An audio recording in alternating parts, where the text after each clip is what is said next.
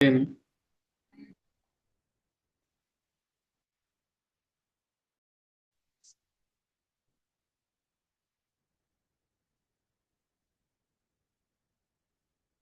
ಗುರುಭ್ಯೋ ನಮಃ. ಹರಿ ಓಂ. ನಾರಾಯಣಾಯ ಪರಿಪೂರ್ಣ ಗುಣಾರ್ಣವಾಯ ವಿಶ್ವೋದಯಸ್ಥಿತಿಲಯೋನ್ನಿಯತಿಪ್ರದಾಯ ಜ್ಞಾನಪ್ರದಾಯ ವಿಬುಧಾಸುರಸೌಖ್ಯದುಃಖ ಸತ್ಕಾರಣಾಯ ವಿತತಾಯ ನಮೋ ನಮಸ್ತೆ. ಅಶೇಷವಾಗ್ಜಾಡ್ಯಮಲಾಪಹಂತ್ರಿ ನವಂ ನವಂ ಸ್ಪಷ್ಟಸುವಾಕ್ಪ್ರದಾಯಿನಿ ಮಮೀಹ ಜಿಹ್ವಾಗ್ರಸುರಂಗನರ್ತಕೀ ಭವಪ್ರಸನ್ನಾ ವದನೆ ಚ ಮೇ ಶ್ರೀಃ. ಅಭ್ರಮಂ ಭಂಗರಹಿತಂ ಅಜಡಂ ವಿಮಲಂ ಸದಾ ಆನಂದತೀರ್ಥಮತುಲಂ ಭಜೆ ತಾಪತ್ರಯಾಪಹಂ. ಯಸ್ಯ ವಾಕ್ಕಾಮಧೇನುರ್ನಃ ಕಾಮಿತಾರ್ಥಾನ್ ಪ್ರಯಚ್ಛತಿ ಸೇವೇತಂ ಜಯಯೋಗೀಂದ್ರಂ ಕಾಮಬಾಣಚ್ಛಿದಂ ಸದಾ. ಪೂಜ್ಯಾಯ ರಾಘವೇಂದ್ರಾಯ ಸತ್ಯಧರ್ಮರತಾಯ ಚ ಭಜತಾಂ ಕಲ್ಪವೃಕ್ಷಾಯ ನಮತಾಂ ಕಾಮಧೇನವೇ. ಸತ್ಯಾಭಿಘ್ನಕರಾಬ್ಜೋತ್ಥಾನ್ ಪಂಚಾಶದ್ವರ್ಷಪೂಜಕಾನ್ ಸತ್ಯಪ್ರಮೋದತೀರ್ಥಾರ್ಯಾನ್ ನೌಮಿನ್ಯಾಯ ಸುಧಾರತಾನ್. ಆಪಾದಮೌಲಿಪರ್ಯಂತಂ ಗುರುಣಾಂ ಆಕೃತಿಂ ಸ್ಮರೇತ್ ತೇನ ವಿಘ್ನಾಃ ಪ್ರಣಶ್ಯಂತಿ ಸಿದ್ಧ್ಯಂತಿ ಚ ಮನೋರಥಾಃ. ಶ್ರೀ ಗುರುಭ್ಯೋ ನಮಃ. ಹರಿ ಓಂ. ಶ್ರೀಮನ್ಮಹಾಭಾರತ ತಾತ್ಪರ್ಯ ನಿರ್ಣಯದ 3ನೇ ಅಧ್ಯಾಯ. ಶ್ರೀಮದಾಚಾರ್ಯರು ಸೃಷ್ಟಿಯ ಒಂದು ವಿಚಾರವನ್ನ ತಿಳಿಸ್ತಾ ಬ್ರಹ್ಮಾಂಡದ ಹೊರಗಿನ ಅನೇಕ ತರಹದ ಸೃಷ್ಟಿಗಳನ್ನ ತಿಳಿಸ್ತಾ ಮತ್ತೆ ಮತ್ತೊಂದು ಸೃಷ್ಟಿಯನ್ನ ಹೇಳಿದ್ದು, ಭಗವಂತ ವಾಸುದೇವ ರೂಪಿಯಾದಂತಹ ಭಗವಂತ ಮತ್ತೆ ಸೃಷ್ಟಿಯನ್ನ ಮಾಡಬೇಕು ಅಂತ ಇಚ್ಛೆ ಮಾಡಿದಾಗ, ಸಂಕಲ್ಪವನ್ನ ಮಾಡಿದಾಗ ಅಲ್ಲಿ ಯಾವ ರೀತಿಯಾಗಿ ಸೃಷ್ಟಿಯಾಯಿತು ಎಂಬುದನ್ನ ತಿಳಿಸಿಕೊಟ್ಟಿದ್ದಾರೆ. ನಿನ್ನೆ ತಿಳಿದಂತೆ ವಾಸುದೇವ ರೂಪಿಯಾದಂತಹ ಭಗವಂತ ಆ ಮಾಯಾನಾಮಕಳಾದಂತಹ ಲಕ್ಷ್ಮೀದೇವಿ ಅವಳು 3 ರೂಪಗಳನ್ನು ತೆಗೆದುಕೊಂಡದ್ದು. ಅಲ್ಲಿ ಶ್ರೀಭೂ ದುರ್ಗಾ ಅಲ್ಲಿ ಯಾವ ರೀತಿಯಾಗಿ ಅಲ್ಲಿ ಸೃಷ್ಟಿಯಾಯಿತು ಅಂತ ತಿಳಿಸಿ, ಮುಂದೆ ಎಲ್ಲ ದೇವತೆಗಳು ಕೂಡ ಬ್ರಹ್ಮಾಂಡವನ್ನ ಸೃಷ್ಟಿ ಮಾಡಬೇಕು ಅಂತ ಅಂದಾಗ ಅಸಮರ್ಥರಾದವರಾಗಿ ಭಗವಂತನಿಗೆ ಶರಣು ಹೊಂದಿದರು, ಸ್ತೋತ್ರ ಮಾಡಿದರು ಅಂತ ಅಲ್ಲಿ ತಿಳಿಸಿಕೊಟ್ಟದ್ದು. 22ನೇ ಶ್ಲೋಕದಲ್ಲಿ ಏನು ಸ್ತೋತ್ರ ಮಾಡಿದರು, ಮುಂದೆ ಹೇಗೆ ಬ್ರಹ್ಮಾಂಡವನ್ನ ಯಾರು ಸೃಷ್ಟಿ ಮಾಡಿದರು ಎಂಬುದನ್ನ ಮುಂದಿನ ಶ್ಲೋಕದಲ್ಲಿ 23ನೇ ಶ್ಲೋಕದಲ್ಲಿ ತಿಳಿಸಿಕೊಡ್ತಾರೆ. ಸ್ತುತಿಂ ಪ್ರದರ್ಶ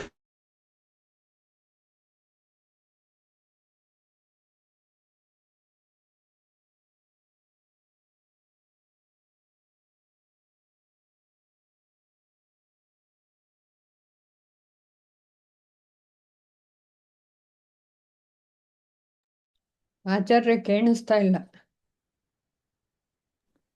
ಆಚಾರ್ಯ ಇದ್ದಾರ್ಯಾ? ಎಕ್ಸಿಟ್ ಆದಂಗಿದೆ. ಇದ್ದಾರೆ, ಬಟ್ ಕೇಳಿಸ್ತಾ ಇಲ್ಲ. ಕರೆಂಟ್ ಏನಾದ್ರು ಹೋಗಿದ್ಯಾ ಅಲ್ಲಿ? ಇರ್ಬೋದು.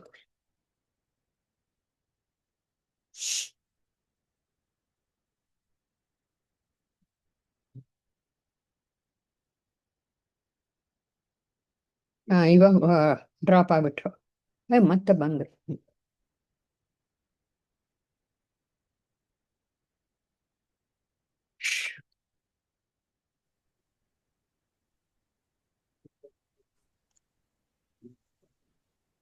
ಸ್ತುತಿಂ ಪ್ರದರ್ಶಯತಿ, ಆ ಸ್ತೋತ್ರವನ್ನೇ ತಿಳಿಸಿಕೊಡ್ತಾ ಇದ್ದಾರೆ. ದೇವತೆಗಳು ಮಾಡಿದಂತಹ ಸ್ತೋತ್ರವನ್ನ ತಿಳಿಸಿಕೊಡ್ತಾ ಇದ್ದಾರೆ. 23ನೇ ಶ್ಲೋಕ. ತ್ವನ್ನೋ ಜಗಚ್ಚಿತ್ರ ವಿಚಿತ್ರ ಸರ್ಗ ಸೀಮ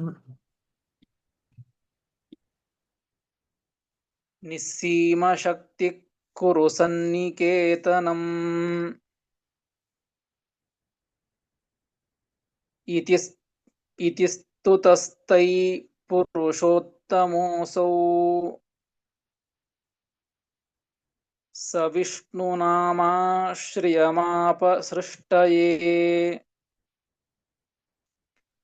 ತ್ವನ್ನೋ ಜಗಚ್ಚಿತ್ರ ವಿಚಿತ್ರ ಸರ್ಗ ನಿಸ್ಸೀಮ ಶಕ್ತಿ ಕುರು ಸನ್ನಿಕೇತನಂ ಇತಿ ಸ್ತುತಸ್ತೈ ಪುರುಷೋತ್ತಮೋऽಸೌ ಸ ವಿಷ್ಣುನಾಮಾಶ್ರಿಯಮಾಪಸೃಷ್ಟಯೇ ಎಂಬುದಾಗಿ 23ನೇ ಶ್ಲೋಕ. ಪದವಿಭಾಗ. ತ್ವಂ ನಃ ಜಗಚ್ಚಿತ್ರ ವಿಚಿತ್ರ ಸರ್ಗ ನಿಸ್ಸೀಮ ಶಕ್ತಿ. ಒಂದೇ ಶಬ್ದ ಇದು. ಕುರು ಸನ್ನಿಕೇತನಂ ಇತಿ ಸ್ತುತಃ ತೈ ಪುರುಷೋತ್ತಮಃ ಅಸೌ ಸಹ ವಿಷ್ಣುನಾಮ ಶ್ರಿಯಂ ಆಪ ಸೃಷ್ಟಯೇ ಎಂಬುದಾಗಿ ಪದವಿಭಾಗ. ಹಿಂದಿನ ಶ್ಲೋಕದಲ್ಲಿ ಬಂದದ್ದು ಅಶಕ್ನುವಂತೋ ಹರಿಮಿತ್ಯ ತುಷ್ಟುವು. ಅಸಮರ್ಥರಾದವರಾಗಿ ಆ ದೇವತೆಗಳು ಭಗವಂತನನ್ನು ಹೊಂದಿ ಸ್ತೋತ್ರ ಮಾಡಿದರು. ಏನು ಸ್ತೋತ್ರ ಮಾಡ್ತಾ ಇದ್ದಾರೆ ಅಂತ ಹೇಳ್ತಾರೆ.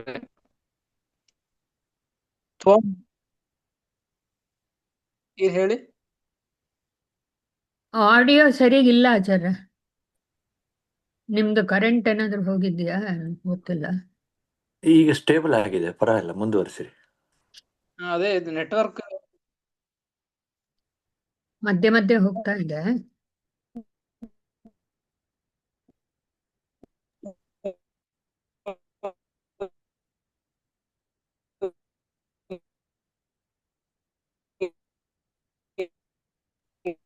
ಎಲ್ಲ ಕೇಳಿಸ್ತು.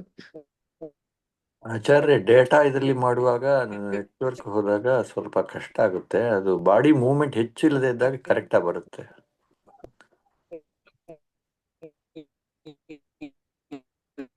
ಆಡಿಯೋ ಬರ್ವಲ್ತ ಆಚಾರ್ಯ.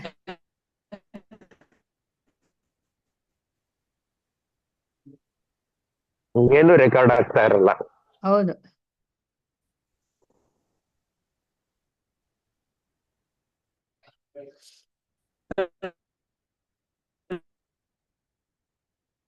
ಇಲ್ಲ, ಏನು ಕೇಳಿಸ್ತು.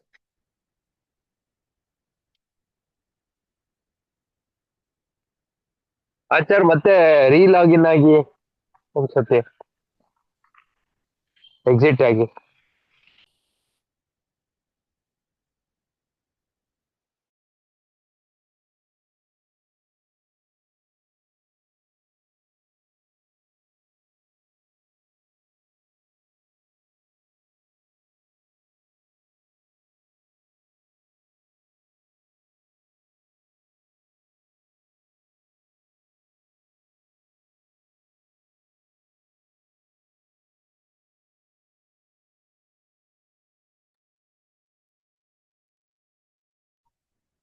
ಅನ್ಮ್ಯೂಟ್ ಮಾಡ್ಕೊಳ್ಳಿ ಆಚಾರ್ಯ.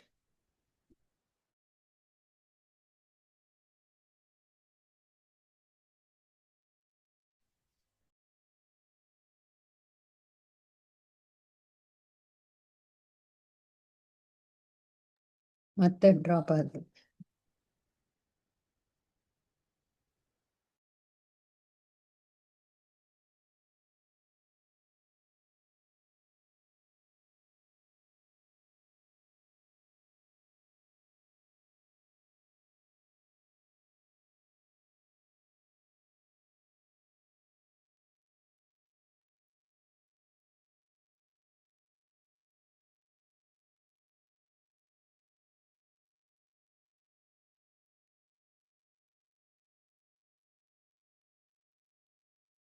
ಪದಚ್ಛೇದ ನೋಡಿ.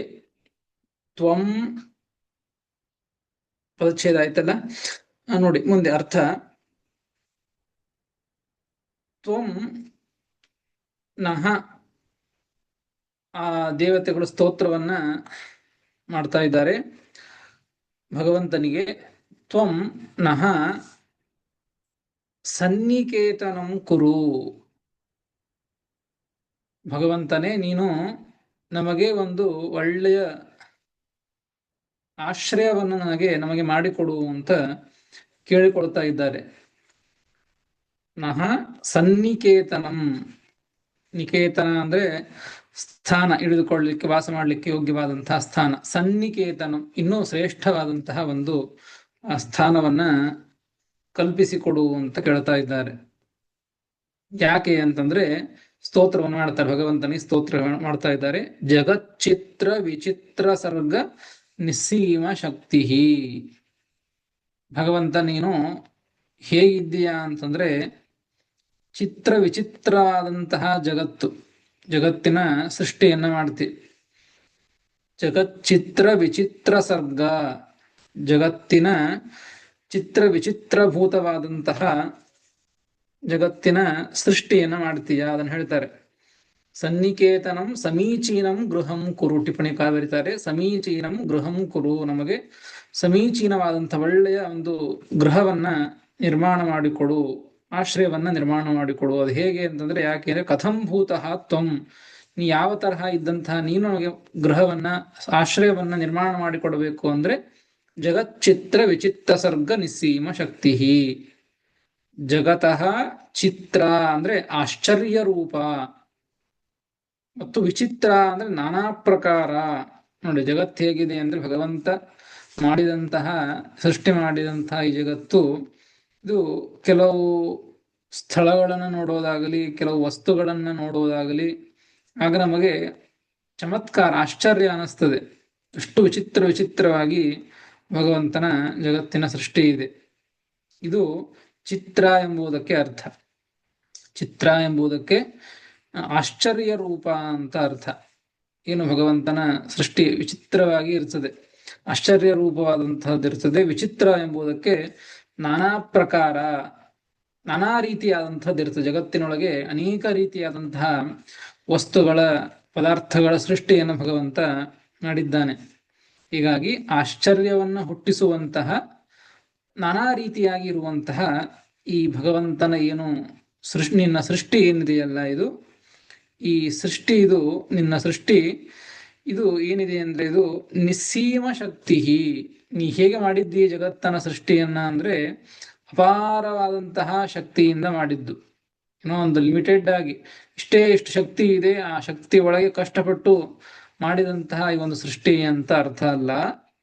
ನಿಸ್ಸೀಮ ಶಕ್ತಿ, ನಿನ್ನ ಶಕ್ತಿ ಅಪರಿಮಿತವಾದದ್ದು. ನಿಸ್ಸೀಮ ಅಪರಿಮಿತ ಶಕ್ತಿ. ಹೀಗಾಗಿ ಇದಕ್ಕೆ ಒಂದು ಪರಿಮಿತಿ ಅಂತ, ನಿನ್ನ ಶಕ್ತಿಗೆ ಪರಿಮಿತಿ ಅಂತ ಇಲ್ಲ, ಅಪರಿಮಿತವಾದಂತಹ ಶಕ್ತಿ. ಹೀಗಾಗಿ ಅನಾಯಾಸವಾಗಿ ಭಗವಂತ ನೀನು ಈ ಜಗತ್ತಿನ ಸೃಷ್ಟಿಯನ್ನ ಮಾಡ್ತೀಯ ನೀನು. ಅದಕ್ಕೆ ನಾವು ಅಸಮರ್ಥರು, ಈ ಜಗತ್ತಿನ ಸೃಷ್ಟಿಯನ್ನು ಮಾಡಲಿಕ್ಕೆ ಸಮರ್ಥರಲ್ಲ, ಮಾಡ್ಲಿಕ್ಕೆ ಆಗೋದಿಲ್ಲ. ಅದಕ್ಕೆ ತ್ವಂ ಸನ್ನಿಕೇತನಂ ಕುರು, ನೀನೇ ನಮಗೆ ಈ ಜಗತ್ತಿನ ಒಂದು, ನಮಗೆ ಆಶ್ರಯವನ್ನ, ಆ ಗೃಹವನ್ನ ಒಂದು ನಿರ್ಮಾಣ ಮಾಡಿಕೊಡು ಅಂತ ಆ ದೇವತೆಗಳು ಭಗವಂತನಿಗೆ ಸ್ತೋತ್ರವನ್ನ ಮಾಡಿದ್ದು. ತ್ವನ್ನೋ ಜಗಚ್ಚಿತ್ರ ವಿಚಿತ್ರ ಸರ್ಗ ನಿಸ್ಸೀಮ ಶಕ್ತಿ ಕುರು ಸನ್ನಿಕೇತನಂ ಅಂತ ಇದು ಸ್ತೋತ್ರ. ಮುಂದೆ ಶ್ರೀಮದಾಚಾರ್ಯ ಹೇಳ್ತಾರೆ, ಇತಿ ಸ್ತುತಃ ತೈಹಿ ಪುರುಷೋತ್ತಮಃ ಅಸೌ. ಈ ರೀತಿಯಾಗಿ ಸ್ತೋತ್ರವನ್ನ ಮಾಡಿಸಿಕೊಂಡಂತಹ ಅಸೌ ಪುರುಷೋತ್ತಮಃ. ಇತಿ ಸ್ತುತಃ, ಈ ರೀತಿಯಾಗಿ ಸ್ತೋತ್ರವನ್ನ ಮಾಡಿಸಿಕೊಂಡಂತಹ ಅಸೌ ಪುರುಷೋತ್ತಮಃ. ಇತಿ ಸ್ತುತಃ, ಯಾರಿಂದ ಇತಿ ಸ್ತುತಃ? ತೈಹಿ ಇತಿ ಸ್ತುತಃ, ಅಲ್ಲಿಗನ್ಮ್ಯ. ತೈಹಿ ಅಂದ್ರೆ ಆ ದೇವತೆಗಳಿಂದ ಈ ರೀತಿಯಾಗಿ ಸ್ತೋತ್ರವನ್ನ ಮಾಡಿಸಿಕೊಂಡಂತಹ ಆ ಪುರುಷೋತ್ತಮ, ಆ ಭಗವಂತ ತಾನೇನು ಮಾಡಿದ ಅಂದ್ರೆ, ಸಹ ವಿಷ್ಣು ನಾಮ ಶ್ರಿಯಂ ಆಪ ಸೃಷ್ಟಯೇ. ಇವರು ಕೇಳಿಕೊಂಡದ್ದು ದೇವತೆಗಳು, ನೀನೇ ನಮಗೆ ಆ ಸೃಷ್ಟಿಯನ್ನ, ಜಗತ್ತಿನ ಸೃಷ್ಟಿಯನ್ನ ಮಾಡಿಕೊಡು, ಸನ್ನಿಕೇತವನ್ನ ಮಾಡಿಕೊಡು ಅಂತ ಕೇಳಿದ್ದು. ಅದಕ್ಕೆ ಆ ಭಗವಂತ, ಯಾವ ಭಗವಂತ ಅಂದ್ರೆ ವಿಷ್ಣು ನಾಮಕನಾದಂತಹ ಭಗವಂತ, ಅಂದ್ರೆ ಯಾವ ವಾಸುದೇವ ರೂಪದಿಂದ ಆ ಹುಟ್ಟಿದಂತಹ, ಅವತಾರ ಮಾಡಿದಂತಹ ಒಂದು ಭಗವಂತನ ರೂಪ, ಅದು ವಿಷ್ಣು ಎಂಬುವಂತಹ ರೂಪ ಏನಿದೆಯಲ್ಲ, ಅಂತಹ ರೂಪ, ಆ ರೂಪವನ್ನೇ ಸ್ತೋತ್ರ ಮಾಡಿದ್ದು ದೇವತೆಗಳು. ಅದಕ್ಕೆ ಆ ಭಗವಂತ, ವಿಷ್ಣು ನಾಮಕನಾದಂತಹ ಭಗವಂತ ತಾನೇನು ಮಾಡಿದ ಅಂದ್ರೆ ಸೃಷ್ಟಯೇ, ಇವರು ಕೇಳಿಕೊಂಡಂತೆ ಜಗತ್ತಿನ ಸೃಷ್ಟಿಯನ್ನು ಮಾಡಬೇಕು ಅಂತ ತಾನು ಅಂದುಕೊಂಡು ಏನ್ ಮಾಡಿದ ಭಗವಂತ, ಶ್ರಿಯಂ ಆಪ, ಆ ವಿಷ್ಣುನಾಮಕನಾದಂತಹ ಭಗವಂತ ಲಕ್ಷ್ಮೀದೇವಿಯನ್ನ ಹೊಂದಿದ. ನೋಡಿ, ಯಾವ ಲಕ್ಷ್ಮೀದೇವಿ ಅಂದ್ರೆ ವಾಸುದೇವನ ಪತ್ನಿ ಲಕ್ಷ್ಮೀದೇವಿ, ಮಾಯಾನಾಮಕಳಾದಂತಹ ಲಕ್ಷ್ಮೀದೇವಿ. ಅವಳ 3 ರೂಪಗಳು ಶ್ರೀ ಭೂ ದುರ್ಗಾ ಅಂತ ಹೇಳಿ. ಅದಕ್ಕೆ ಆ ಭಗವಂತ, ವಿಷ್ಣುನಾಮಕನಾದಂತಹ ಭಗವಂತ ಶ್ರೀದೇವಿಯನ್ನ ಅಲ್ಲಿ ಹೊಂದಿದ. ಶ್ರೀದೇವಿಯನ್ನ ಹೊಂದಿದ್ದಕ್ಕೆ ಜಗತ್ತಿನ ಸೃಷ್ಟಿಯನ್ನ ಮಾಡಬೇಕು ಅಂತ ಶ್ರೀದೇವಿಯನ್ನು ಹೊಂದಿದ. ಅದನ್ನು ಹೇಳ್ತಾರೆ ಸವಿಷ್ಣು ನಾಮ ಶ್ರೇಯಂ ಆಪ ಸೃಷ್ಟಯೇ. ಆ ಸೃಷ್ಟಿಯನ್ನ ಮಾಡುವುದಕ್ಕಾಗಿ ಲಕ್ಷ್ಮೀದೇವಿಯನ್ನ, ಶ್ರೀನಾಮಕಳಾದಂಥ ಲಕ್ಷ್ಮೀದೇವಿಯನ್ನ ಭಗವಂತ ಹೊಂದಿದ. ಸ್ತೋತ್ರವನ್ನು ಮಾಡಿದರು, ಸ್ತೋತ್ರಕ್ಕೆ ಅನುಗುಣವಾಗಿ ಭಗವಂತ ಸೃಷ್ಟಿ ಮಾಡಬೇಕು ಅಂತ ಲಕ್ಷ್ಮೀದೇವಿಯನ್ನು ಹೊಂದಿದ ಅಂತ ಈ ಶ್ಲೋಕದಿಂದ ತಿಳಿಸಿಕೊಟ್ಟಿದ್ದಾರೆ. ಮುಂದೆ ಯಾವ ರೀತಿಯಾಗಿ ಭಗವಂತ ಜಗತ್ತಿನ ಸೃಷ್ಟಿಯನ್ನ ಮಾಡಿದ ಅಂತ ಅದನ್ನ ತಿಳಿಸಿಕೊಡ್ತಾರೆ.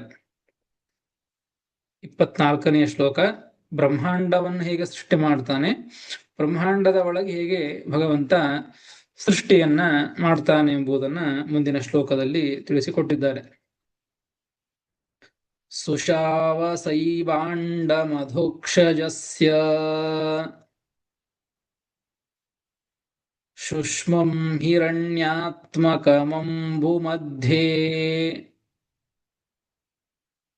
ತಸ್ಮಿನ್ ಪ್ರವಿಷ್ಟಾ ಹರಿಣೈವ ಸಾರ್ಧಂ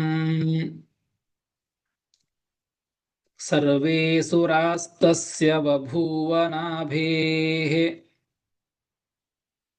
ಲೋಕಾತ್ಮಕಂ ಪದ್ಮಮಮುಷ್ಯ ಮಧ್ಯೆ ಪುನರ್ವಿರಿಂಚೋ ಜನಿ ಸದ್ಗುಣಾತ್ಮಾ ಸುಷಾವಸೈವಾಂಡಮಧೋಕ್ಷಜಸ್ಯ ಶುಷ್ಮಂ ಹಿರಣ್ಯಾತ್ಮಕಮಂಬುಮಧ್ಯೆ ತಸ್ಮಿನ್ ಪ್ರವಿಷ್ಟಾ ಹರಿಣೈವ ಸಾರ್ಧಂ ಸರ್ವೇ ಸುರಾಸ್ತಸ್ಯ ಬಭೂವ ನಾಭೇಃ ಲೋಕಾತ್ಮಕಂ ಪದ್ಮಮಮುಷ್ಯ ಮಧ್ಯೆ ಪುನರ್ವಿರಿಂಚೋ ಜನಿ ಸದ್ಗುಣಾತ್ಮಾ ಎಂಬುದಾಗಿ 24ನೆಯ ಶ್ಲೋಕ. ಪದವಿಭಾಗ. ಸುಷಾವ ಸಾ ಏವ ಅಂಡಂ ಅಧೋಕ್ಷಜಸ್ಯ ಶುಷ್ಮಂ ಹಿರಣ್ಯಾತ್ಮಕಂ ಅಂಬುಮಧ್ಯೆ ತಸ್ಮಿನ್ ಪ್ರವಿಷ್ಟಾಃ ಹರಿಣ ಏವ ಸಾರ್ಧಂ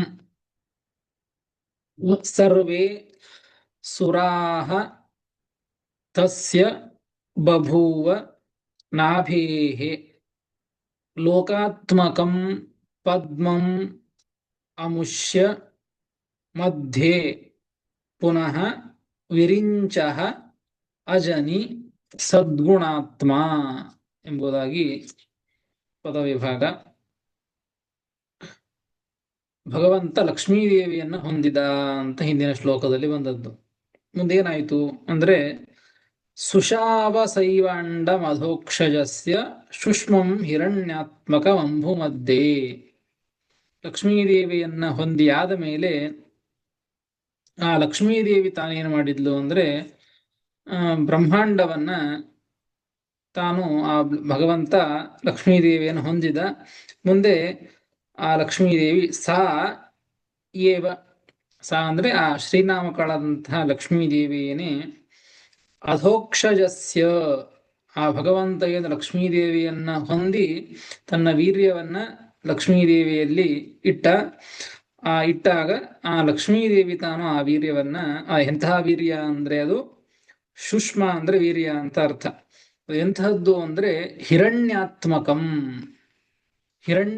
ಬಂಗಾರಮಯವಾದಂಥ ಬಂಗಾರ ವರ್ಣ ಇರುವಂತಹ ಶುಷ್ಮಂ ಆ ವೀರ್ಯವನ್ನ ಅಂಡಂ ಸುಷಾವ, ಲಕ್ಷ್ಮೀದೇವಿ ಆ ಬ್ರಹ್ಮಾಂಡವನ್ನ ಆ ವೀರ್ಯವನ್ನ ತೆಗೆದುಕೊಂಡು ಆ ಅಂಬು ಮಧ್ಯೆ ಸುಷಾವ, ಆ ವೀರ್ಯವನ್ನ ನೀರಿನ ಮಧ್ಯದಲ್ಲಿ ಅನೇಕ ರೀತಿಯಾದಂತಹ ಆ ಜಲರಾಶಿ, ಅಂತಹ ಜಲರಾಶಿಯ ಮಧ್ಯದಲ್ಲಿ ಆ ಲಕ್ಷ್ಮೀದೇವಿ ಅದನ್ನ ಪ್ರಸವಿಸಿದಳು.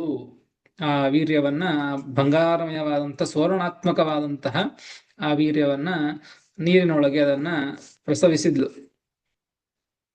ಹೇಳ್ತಾರೆ ತಸ್ಮಿನ್ ಹಿರಣ್ಯಾತ್ಮಕಂ ಅಂಡಂ ಅಂಬು ಮಧ್ಯೆ ಸುಷಾವ, ಅಂತಹ ಬ್ರಹ್ಮಾಂಡವನ್ನ ಆ ನೀರಿನೊಳಗೆ ಲಕ್ಷ್ಮೀದೇವಿ ತಾನು ಸೃಷ್ಟಿ ಮಾಡಿದ್ಲು, ಅಂದ್ರೆ ಭಗವಂತನಿಂದ ಸೃಷ್ಟಿ ಮಾಡಿದ್ಲು.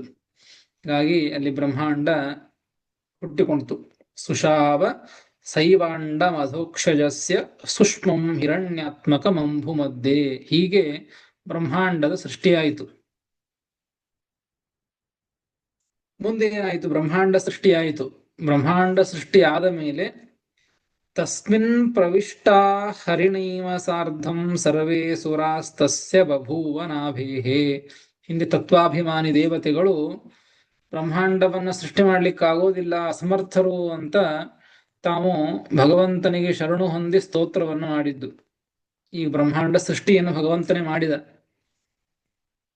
ಅದಕ್ಕೆ ಆ ಎಲ್ಲ ದೇವತೆಗಳು ಕೂಡ ನೋಡಿ, ಸರ್ವೇ ಸುರಾಹ, ಎಲ್ಲ ದೇವತೆಗಳು ಕೂಡ ಏನ್ ಮಾಡಿದರು ಅಂದ್ರೆ ತಸ್ಮಿನ್ ಆ ಸೃಷ್ಟವಾದಂತಹ ಬ್ರಹ್ಮಾಂಡದ ಒಳಗೆ ಹರಿಣೈವ ಸಾರ್ಧಂ ಪ್ರವಿಷ್ಟಾಹ, ಆ ಭಗವಂತನಿಂದ ಸಹಿತರಾಗಿ, ಕೇವಲ ತಾವಷ್ಟೇ ಪ್ರವೇಶ ಮಾಡಲಿಲ್ಲ, ಮುಖ್ಯ ಭಗವಂತನೇ ಪ್ರವೇಶ ಮಾಡಿದ. ಭಗವಂತನ ಜೊತೆಗೆ ಎಲ್ಲ ದೇವತೆಗಳು ಕೂಡ ಆ ಬ್ರಹ್ಮಾಂಡವನ್ನ ಪ್ರವೇಶ ಮಾಡಿದರು. ನೋಡ್ರಿ, ತಸ್ಮಿನ್ ಅಂದ್ರೆ ಆ ಬ್ರಹ್ಮಾಂಡದ ಒಳಗೆ ಸರ್ವೇ ಸುರಾಹ ಹರಿಣಾ ಏವ ಸಾರ್ಧಂ ಪ್ರವಿಷ್ಟಾಹ, ಭಗವಂತನಿಂದ ಕೂಡಿದವರಾಗೇನೆ, ಭಗವಂತನನ್ನ ಬಿಟ್ಟ ಅಲ್ಲ. ಬ್ರಹ್ಮಾಂಡ ಸೃಷ್ಟಿ ಮಾಡ್ಲಿಕ್ಕೂ ಅಸಮರ್ಥರು. ಬ್ರಹ್ಮಾಂಡದೊಳಗೆ ಪ್ರವೇಶ ಮಾಡಬೇಕಾದರೂ ಕೂಡ ಸ್ವಯಂ ತಾವೇ ಪ್ರವೇಶವನ್ನು ಮಾಡ್ತೇವೆ ಅಂದ್ರೆ ಆಗೋದಿಲ್ಲ. ಭಗವಂತನಿಂದ ಸಹಿತರಾಗಿಯೇನೆ ಭಗವಂತ ಅವರನ್ನು ಕರೆದುಕೊಂಡು ಹೋಗಬೇಕು. ಭಗವಂತನಿಂದ ಸಹಿತರಾಗಿಯೇನೆ ಆ ಎಲ್ಲ ತತ್ವಾಭಿಮಾನಿ ದೇವತೆಗಳು ಕೂಡ ಬ್ರಹ್ಮಾಂಡವನ್ನ ಪ್ರವೇಶ ಮಾಡಿದರು. ಇಷ್ಟಾಯ್ತು. ಈಗ ಬ್ರಹ್ಮಾಂಡದ ಹೊರಗಿನ ಸೃಷ್ಟಿಯಾಯಿತು, ಬ್ರಹ್ಮಾಂಡದ ಸೃಷ್ಟಿಯಾಯಿತು. ಬ್ರಹ್ಮಾಂಡದ ಒಳಗೆ ಭಗವಂತನು ಪ್ರವೇಶ ಮಾಡಿದ ಮತ್ತು ಎಲ್ಲ ದೇವತೆಗಳು ಕೂಡ ಪ್ರವೇಶವನ್ನ ಮಾಡಿದರು.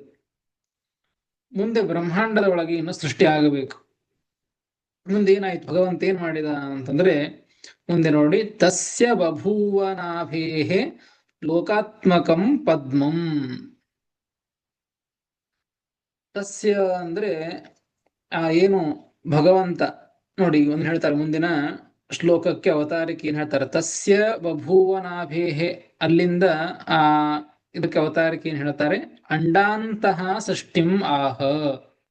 ಇಷ್ಟೊತ್ತು ಹೇಳಿದ್ದು ಬ್ರಹ್ಮಾಂಡದ ಹೊರಗಿನ ಸೃಷ್ಟಿ, ಬ್ರಹ್ಮಾಂಡದ ಸೃಷ್ಟಿಯನ್ನ ಹೇಳಿದ್ದು.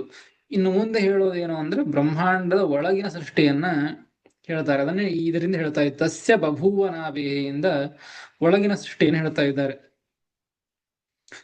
ಆ ಭಗವಂತ ಏನು ವಿಷ್ಣು ನಾಮಕನಾದಂತಹ ಭಗವಂತ ಏನಿದ್ದಾನಲ್ಲ, ಆ ಭಗವಂತನ ನಾಭೇಹೆ, ತಸ್ಯ ಅಂದ್ರೆ ಭಗವಂತನ, ನಾಭೇಹೆ ಆ ಭಗವಂತನ ನಾಭಿ ಏನಿದೆಯಲ್ಲ, ಆ ನಾಭಿಯಿಂದ ಲೋಕಾತ್ಮಕಂ ಪದ್ಮಂ ಬಭೂವ. ಲೋಕಾತ್ಮಕಂ, ಲೋಕಾಧಾರಂ, ಇಡೀ ಲೋಕವನ್ನೇ ಹೊತ್ತುಕೊಳ್ಳುವಂತಹ ಅಷ್ಟು ದೊಡ್ಡದಾದಂತಹ ಲೋಕಾಧಾರಂ, ಅಷ್ಟು ಸಮರ್ಥವಾದಂತಹ ಪದ್ಮಂ ಬಭೂವ. ಆ ಭಗವಂತನ ನಾಭಿಯಿಂದ ಒಂದು ದೊಡ್ಡದಾದಂತಹ ಒಂದು ಪದ್ಮ, ಅದು ಕಮಲ ಆ ಭಗವಂತನ ನಾಭಿಯಿಂದ ಹುಟ್ಟಿಕೊಂಡಿತು. ಯಾವಾಗ ಇದು ಬ್ರಹ್ಮಾಂಡದ ಒಳಗೆ ಭಗವಂತ ಪ್ರವೇಶ ಮಾಡಿ ಆದ ಮೇಲೆ. ವಿಷ್ಣುನಾಮಕನಾದಂತಹ ಭಗವಂತನೇ ಬ್ರಹ್ಮಾಂಡವನ್ನು ಸೃಷ್ಟಿ ಮಾಡಿದ್ದು, ಅದೇ ಭಗವಂತನೇ ಒಳಗೆ ಪ್ರವೇಶ ಮಾಡಿದ್ದು, ಆ ಭಗವಂತನಿಂದಲೇನೆ, ವಿಷ್ಣುನಾಮಕ ಭಗವಂತನಿಂದಲೇನೆ ಪದ್ಮದ ಸೃಷ್ಟಿಯಾದದ್ದು. ಪದ್ಮ ಸೃಷ್ಟಿಯಾಯಿತು. ಆ ಪದ್ಮದ ಒಳಗೆ ಮತ್ತೆ ಭಗವಂತ ಆ ಬ್ರಹ್ಮದೇವರನ್ನ ಸೃಷ್ಟಿ ಮಾಡ್ತಾ ಇದ್ದಾನೆ. ಮುಂದೆ ನೋಡಿ, ಅಮುಷ್ಯ ಮಧ್ಯೆ ಪುನರ್ವಿರಿಂಚೋಜನಿ ಸದ್ಗುಣಾತ್ಮ. ಅಮುಷ್ಯ ಮಧ್ಯೆ ಅಂದ್ರೆ ಆ ಪದ್ಮ ಏನಿದೆಯಲ್ಲ, ಪದ್ಮಸ್ಯ ಮಧ್ಯೆ ಅಂತ ಅರ್ಥ. ಆ ಪದ್ಮದ ಮಧ್ಯದಲ್ಲಿ, ಪದ್ಮದ ಮಧ್ಯದಲ್ಲಿ ಪುನಃ ಸದ್ಗುಣಾತ್ಮ ವಿರಿಂಚ ಅಜನಿ ಅಂತಹ ಶ್ರೇಷ್ಠವಾದಂತಹ ಪದ್ಮದೊಳಗೆ ಸದ್ಗುಣಾತ್ಮ, ಹರಿ ಗುಣಗಳಿರುವಂತಹ, ಹರಿ ಸದ್ಗುಣ, ಒಳ್ಳೆಯ ಗುಣಗಳಿರ್ತಕ್ಕಂತಹ ಆ ಸದ್ಗುಣಾತ್ಮ ವಿರಿಂಚ ಅಜನಿ ಅಂತಹ ವಿರಿಂಚ ಬ್ರಹ್ಮದೇವರು ಆ ಪದ್ಮದಲ್ಲಿ ಹುಟ್ಟಿದರು. ಆ ಭಗವಂತನಿಂದ ಬ್ರಹ್ಮದೇವರು ಮತ್ತೆ ಹುಟ್ಟಿದರು. ಬ್ರಹ್ಮಾಂಡದ ಹೊರೆಗೂ ಅನೇಕ ಬಾರಿ ಹುಟ್ಟಿದ್ದಾರೆ. ಬ್ರಹ್ಮಾಂಡದ ಒಳಗೆ ಮತ್ತೆ ಆ ಭಗವಂತನಿಂದ ಕಮಲದ ಸೃಷ್ಟಿ, ಆ ಕಮಲದ ಒಳಗೆ ಬ್ರಹ್ಮದೇವರ ಸೃಷ್ಟಿಯನ್ನು ಭಗವಂತ ಮಾಡಿದ ಅಂತ ಈ ರೀತಿಯಾಗಿ ಇನ್ನು ಮುಂದೆ ಬ್ರಹ್ಮಾಂಡದ ಒಳಗಿನ ಸೃಷ್ಟಿಯನ್ನ ತಿಳಿಸಿಕೊಡ್ತಾ ಇದ್ದಾರೆ. ಲೋಕಾತ್ಮಕಂ ಪದ್ಮಮುಷ್ಯ ಮಧ್ಯೆ ಪುನರ್ವಿರಿಂಚೋ ಜನಿ ಸದ್ಗುಣಾತ್ಮ ಅಂತ ಈ ರೀತಿಯಾಗಿ ಒಳಗಿನ ಸೃಷ್ಟಿಯನ್ನ ತಿಳಿಸ್ತಾ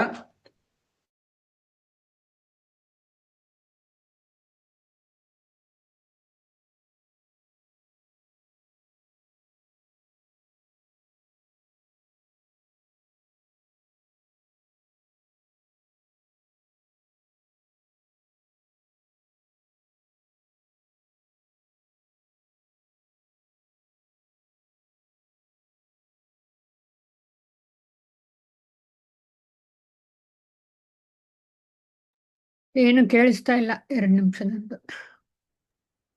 ಸ್ಟ್ರಕ್ ಆಗೋಗಿದೆ. ಮತ್ತೆ ಪವರ್ ಹೋದಂಗಿದೆ.